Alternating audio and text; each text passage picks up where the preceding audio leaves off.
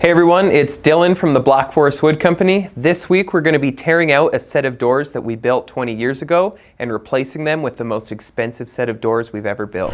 Well, we're getting ready to cut the Buckeye burls in half for one of our customers that actually, if you can believe this, we're building a beautiful double door, 9 foot tall with the arched top, and they have selected to have Buckeye burls inlaid into our resin for the panels of this door.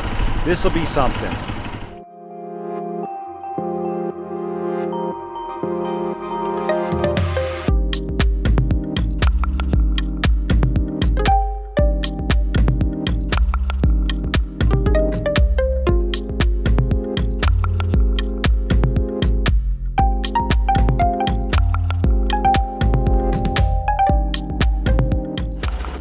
Sand in there. Lathes don't like sand. Is it a Subaru motor? Yeah. It is. It is too. That's It's awesome. a Fuji Heavy Industries. That's so cool. So they're so simple, like they're way, if you're out in the bush or something like that, it's way easier to troubleshoot them and stuff like they're just so simple. Yeah. So in order to maximize the yield of our material, what you just saw us do was resaw the pieces of Buckeye burl on our Vail sawmill. The slabs that we get from GL Veneer start at 3 inches thick, so we were actually able to get 2 slices out of each piece of burl for the panels of this door. Our typical door construction doesn't call for 3-inch thick panels, so that's why we're actually resawing these down and not using the burls as their total thickness. Once they're resawed and clean, we get them placed in the mold, and then we're mixing up some of our Black Forest deep resin for our first of 3 pours for these panels. You also saw us add some pigment to this piece using our smoky gray metallic pigment. That's another product in our Black Forest product line. And another thing that I should mention is when you're using our Black Forest deep resin, because it has such a slow exothermic reaction, you're able to pour up to 3 inches thick in a single shot with very minimal cooling. And then in extreme circumstances, you can actually pour as thick as 6 to even 12 inches thick if you have optimal cooling.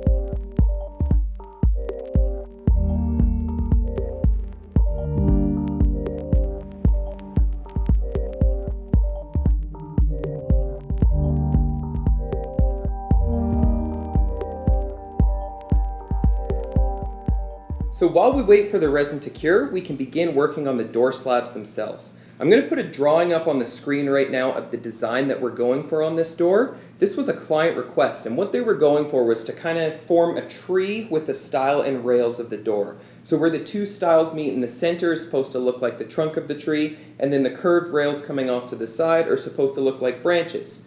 So what you're seeing Lecek do here right now is apply Titebond 3 and our solid maple hardwood dowels to assemble one of the 2 doors.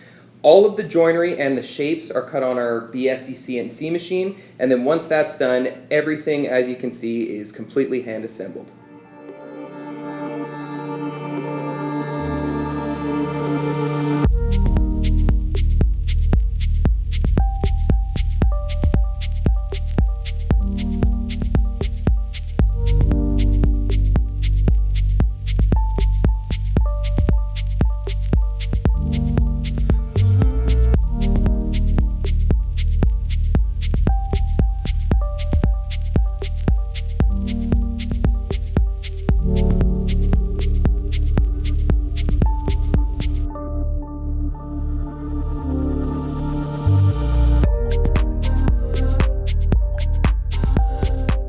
So now that the doors are glued up, we can begin the finishing process. This client has opted for a blackened finish on all of the ash components of the door.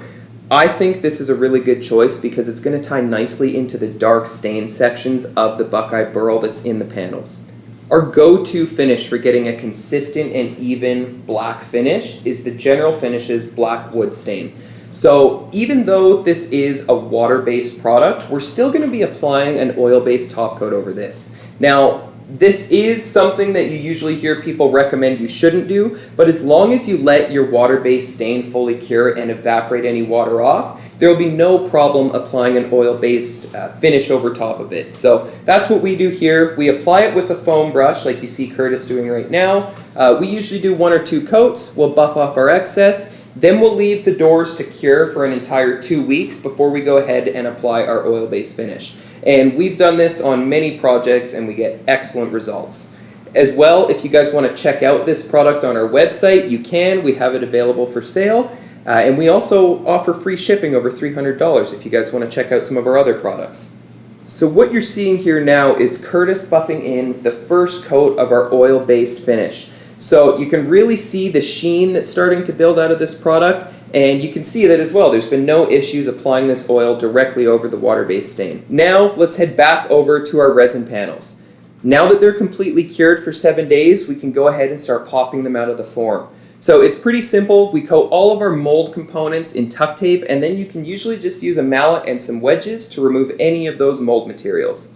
Now, like I mentioned earlier, this is only the first of 3 pours. So we're doing this in a very untraditional construction method, let's say to our other epoxy tables that you've seen us do. We're actually going to be pulling off a layered construction for this. So we've done our main pour and we're going to machine the burls flush with the resin. And I'm going to put a graphic on the screen right now so that you guys can see exactly what we're going to try and do to pull off these doors successfully. So we have our main pour in the middle, and then we're actually going to be adding 3 millimeters of epoxy on both the top and bottom side. So when these panels are completely finished, there's going to be no exposed wood anywhere on these panels. Essentially everything will be fully encapsulated in epoxy, and sort of our thought is that this should completely weatherproof these panels and eliminate any chance of failure. So after doing the flattening for our initial pour, we actually add our panel profile to the outside edge of this. So this is something that we're going to have to do after the first pour, and then we're going to have to do again after the second and third pour. You'll see what I mean as we get later on in this. And you can see that nice raised profile on the panels there right now. So now we've got the first pour done, we've got our raised profile added to the outside edge, and we've completely sanded all of these pieces up to 180 grit. Now what we're doing is building a form, and we're putting them back in the mold so that we can pour a 6 millimeter layer of resin on top, which we're going to machine down to 3 millimeters later. And then once that layer is done, we're going to have to flip these pieces over and do the same process on the other side. We'll push together flush. We'll put the clamps on loose. Then we'll put the 2 side ones on. Then we'll clamp it with the quick grips. Then we'll throw the screws in. And then we're just going to leave them on. Leave them on? Okay. Yeah. From there, we can move on to our mold construction. We're using silicone here to seal up any cracks or potential areas for leaks. And one good tip that I always like to mention to people is silicone is very cheap compared to leaked epoxy. So you're better off using lots of silicone to avoid a leak than trying to cheap out on your silicone and having a new shop floor in epoxy. So once our molds are clamped together, we're going to be doing something that we don't normally do, which is a seal coat. We're using our Black Forest coat resin for this, and we're just using our hands to rub the epoxy into all the pores of the wood. The reason we're doing this is we're going to be adding another layer on top of this piece, and we just want to avoid the off chance that even the smallest bubble could get released from the face grain of that Buckeye burl and get trapped in our final casting. And once that has kind of tacked up for 3 or 4 hours, we come back and then we use the Black Forest deep resin to pour our final 6 millimeters. And you just aren't going to have to worry about any bubbles coming out. If you were using a 24-hour curing epoxy, you'd probably want to be going along with a torch, whereas with the deep resin, there's no worries at all. It's basically pour it and forget it. We're going to do this, let it harden, flip it over, pour the same thing from the other side.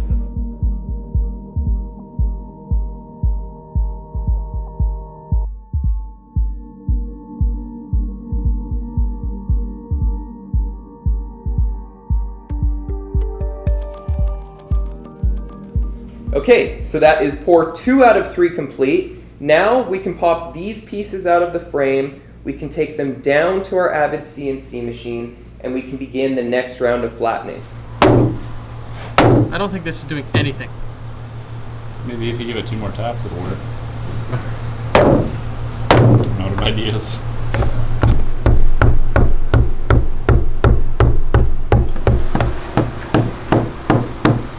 Stop. No.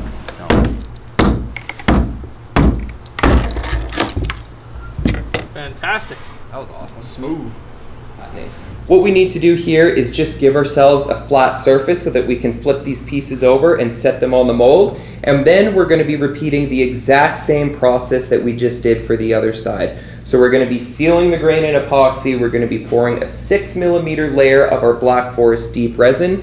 And then finally after that, we can add our raised profile again to the outside, because this time when we add the profile, it's not going to end up hitting wood and we'll have a fully sealed panel.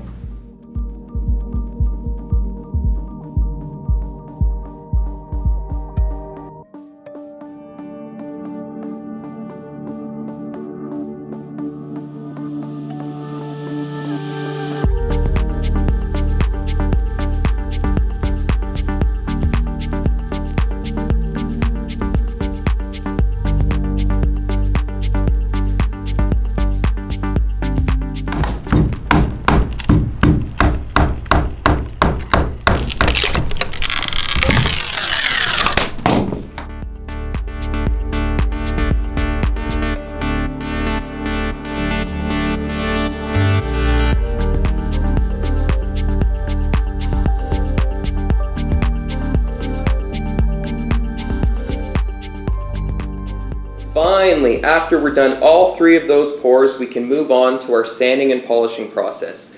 So as opposed to spraying these pieces, let's say with a high gloss urethane, an exterior rated urethane of course, we've opted to polish these pieces up. The reason being is what we've experienced in the past with sprayed urethanes in exterior environments is that they usually work quite well initially, but over time as the elements take their toll on that finish, it begins to flake and peel. So instead of doing that, we're just polishing the entire piece up using sandpaper and then using automotive polishes to achieve our clarity, as opposed to doing a coating to achieve our clarity. This way we're going to have no layer on there that can even peel off, and everything should stay looking perfect for a long, long time. So for our sanding and polishing process, it begins all the way down at 120 grit. We work our way through the grits up to 4,000 grit, not skipping anything. And then we use 3 steps of automotive polishes to polish these pieces up after the 4,000 grit sanding. Once your polishing is complete, then we like to apply our Black Forest ceramics just so we get that additional layer of protection on here, and these pieces aren't going to get scratched or damaged, either when we're installing the panels in the door or when we're trying to install these doors on site, or even from our clients. You know, we just want to make sure that these panels stay looking perfect as long as possible. The next step of the process is to apply our ceramic coating. Unfortunately, we didn't get it filmed for the door, so we're going to show you us applying ceramic to an older cabinet that we have here in our office. The first thing that you're going to notice with our ceramic coating is it's going to bump up the contrast and the overall look of your piece significantly. It's also going to make your surface hydrophobic, and a big benefit that I should mention about the Black Forest ceramics over any other product on the market is we are water-based and completely non-toxic. Most of the other coatings you see are just rebranded automotive products that are solvent-based, and solvent-based coatings are not meant to go over oil-based finishes. You're best off to go with something water-based. That's what we formulated. It works perfect over any type of woodworking finish, and we are the original woodworking ceramic. So you guys can use the discount code ceramic10 to get 10% off our ceramic coating, and we'll leave a link down in the description. So after our polishing process is complete and our ceramic application is done, we can begin to install these panels into the door slabs themselves. So we use a 2-sided self-adhesive tape to hold these panels in place, and then we nail a molding on the other side to secure the panels and stop them from being pushed out. This also allows for the panels to be changed or repaired at any time. So let's say should a client get a really bad scratch on one of these panels, or, God forbid, should there be a break-in attempt, it can easily be taken out of the door and repaired. And then finally, the day has come that we have all been waiting for: installation. So we spent probably close to a year between the design and the build process on this door. Okay, we're out here today in beautiful Bears Paw, Alberta. And we're doing a door installation. One thing that's maybe a little bit unique about this installation here, we've got some history here. These doors, beautiful big circle panel doors like this, we installed on this home 15 years ago. The new owner has done a beautiful renovation on their home here, and we're going to be replacing the whole door unit now with what may not be the biggest door that we've ever built, but is actually the absolutely most beautiful set of doors that we've ever made in the history of the Black Forest Wood Company. So our first task, of course, is to actually get this old door ripped out of the home and to put our new doors in. Now, here's something funny that we didn't realize until we came to rip these doors out. We built these doors that are in this home about 25 years ago. These are some of our first Black Forest doors that we ever did. They still look beautiful, and the client moved into this home about 10 years ago, and they had no idea that they had Black Forest doors all this time. So now they've upgraded, and they're going to become the first clients of a resin and burl exterior door from us. So we measured right, we brought the right door to the job site today, so far so good. So then, blueskin is next, right? Once we've got the old door and frame out, we can begin to clean up the rough opening to make way for our new frame to go in. Before we actually lift our new frame in, we like to add this blueskin to all the exposed framing components. This just helps add a level of waterproofing to the entire unit, and it's not all we do. You're going to see later that we come along with the spray foam insulation as well. But essentially, we're just trying to do everything we absolutely can to ensure that this seal on this unit is going to last forever. Now, a critical component of door installation is ensuring that your frame is actually sitting plumb, true, and straight.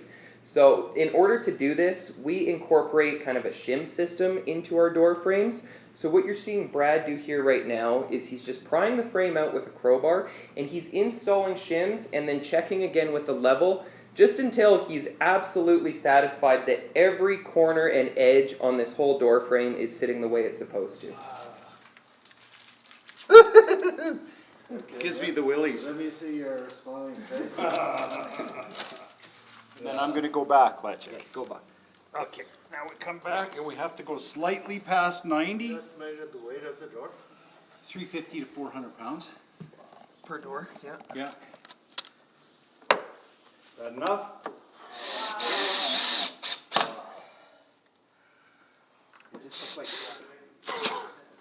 And now for the big reveal. So this was the first time the clients had actually seen these doors in person. So we were all holding our breath a little bit, although we were pretty confident that these clients were going to love them because we know how spectacular they look. And of course they did. The clients were over the moon after seeing these doors for the first time. And of course it's a big moment for us too because we're finally going to get to see how these doors look installed into our client's home. These are looking absolutely incredible so far, so we'll keep you guys updated as we keep progressing through this. And in a few hours, we should have this unit all finished up. We're utilizing 5 heavy-duty ball-bearing hinges to support this door. Now, although the doors are probably 250 to 300 pounds each, when we get these 5 hinges screwed in and installed, you can actually push the doors open even just with a pinky. So while they are heavy doors, it doesn't alter the function or compromise the ease of use for them. So now that the jamb is hung straight and level, the doors are hung with an even gap all the way around, Brad can do the final step of putting in that spray foam insulation just to seal off and secure this unit in place. We then install some of our pieces of hardware to accommodate the T-bar, and then we add some nice white casing to match our client's interior finishing to hide that ugly spray foam insulation and that gap in between their rough opening and our new door frame. And now, after hundreds of hours going into this door from literally almost everybody in our shop, it's the big reveal and the big payoff for us. The doors are installed, we've got all the details finished, the clients are happy, we're happy. It's the first time we've ever done a door like this. I was absolutely speechless on the job site when this happened, but please, if you guys feel like we have deserved a like on this video or a subscription, please give us that. We love sharing this kind of content with you, and we've got more crazy builds like this coming up soon. So thank you guys so much for watching. Thank you for sticking around to the end of the video, and I hope you enjoyed us sharing our creation with you. Our job here is done. Obviously, we've made a little bit of a change to the front of this beautiful home here. And we can't thank our customers enough for giving us the opportunity to make such a spectacular door. We've never built anything like this. We just hope we get a chance to build some more. It's all part of the Black Forest team. Everybody in our business had a touch in this. One person that we can't give enough credit to, and Lechik, you need to step up here right now, please. Drop the broom. He's down there doing the last minute. This is my amigo Lechik here, 20 years in our business now. Lechik had a huge part in every step of this door job here. So again, thanks to our customers. Nice work, Lechik. Yeah, absolutely.